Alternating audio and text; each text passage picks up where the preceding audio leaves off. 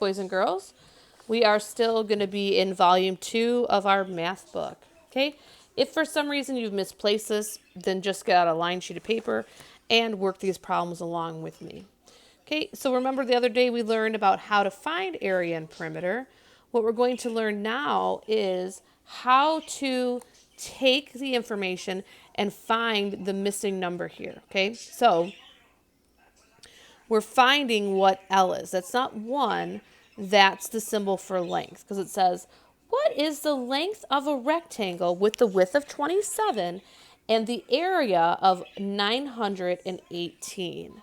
Okay, so to find this is why it's really important to write down the formula. So I'm going to write down the formula, A equals length times width. Now I'm going to fill in my numbers. So I have the area is 118.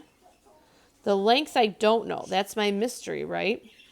But I know that the width is 27. Okay? So now I have to solve for length. So I want you to think back about fact families, okay? So I'm just going to use this up here. So if I have fact families like 12 equals 4 times x, and I have to figure out what x is. Well, I can rearrange these numbers to figure out what x is. X times 4. I could do 12 divided by x equals 4, or 12 divided by 4 equals x. So this one right here will help me find out what x is. So using fact families and thinking about how can I rearrange these numbers. Also, let's talk about algebra here. We can do what's called the inverse, operation.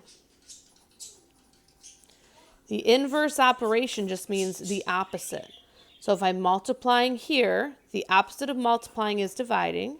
So I can do 27, that crosses it out, bring it over to the other side of the equation and divide it by 27.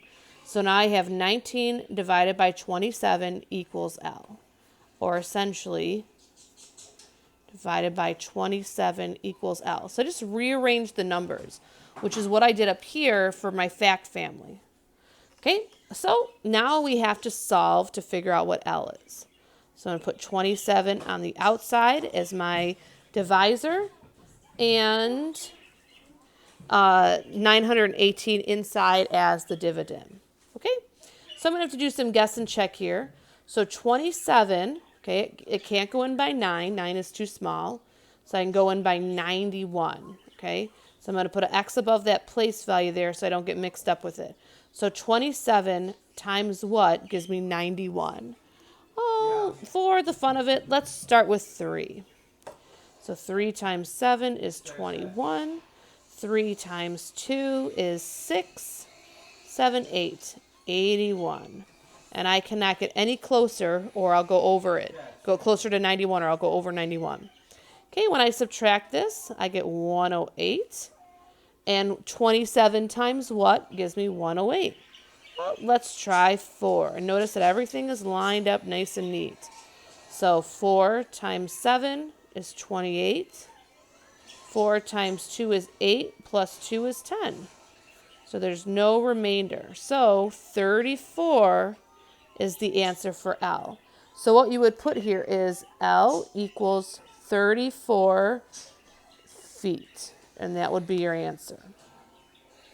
Okay, let's try another one. Now, when we go to this other page that we worked on the other day, it is going to show us, we've got some tricky ones here. We've got decimals, fractions, and fractions. All right, so let's do the decimal one. So let's do this one up here. So again, we're looking for the length. So let's write down our formula like a good mathematician. Let's write down our numbers that they gave us. Okay, and then I just say, uh-oh, how am I going to find L? Well, I'm going to do the inverse operation and divide by 4.8. Or I can think fact families and rearrange these numbers right? 29.76 divided by 4.8 is going to equal L. So now I got to solve for that. Now this is where I'm probably going to run out of room because I do math big. So you might need to grab another sheet of paper. This is where, again, this problem is assessing two skills. Do you know how to figure out area, and can you divide decimals? So remember, with dividing decimals, I have to have a whole number here. So I've got to move it over 1 and make that 48. Move this over 1 and then up to my queen, my quotient. So now I really have 297.6 divided by 48. Okay, so the first number that I'm going to try is going to be 8. Okay, so I'm just kind of guessing and checking to see if 8 works. Actually, I'm going to try 6. Okay, 2 is too small, so that's going to get an X there. 29 is too small because I'm looking to get 48. So I'm going to do 296. I'm going to try 6. So let's do 48 times 6. Doop doop, 48. 24, 25, 26, 27, 28. 288. Sounds about right to me. So let's put down 288. Now I'm going to subtract it. Got to borrow from here. That's going to leave me with 96.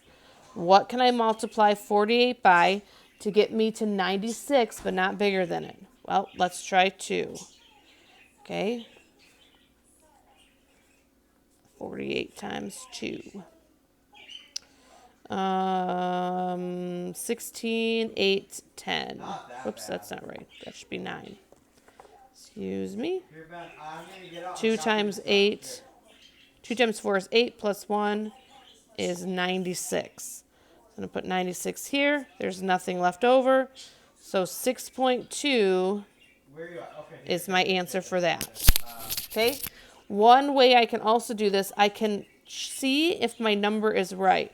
I can go 6.2 times 4.8.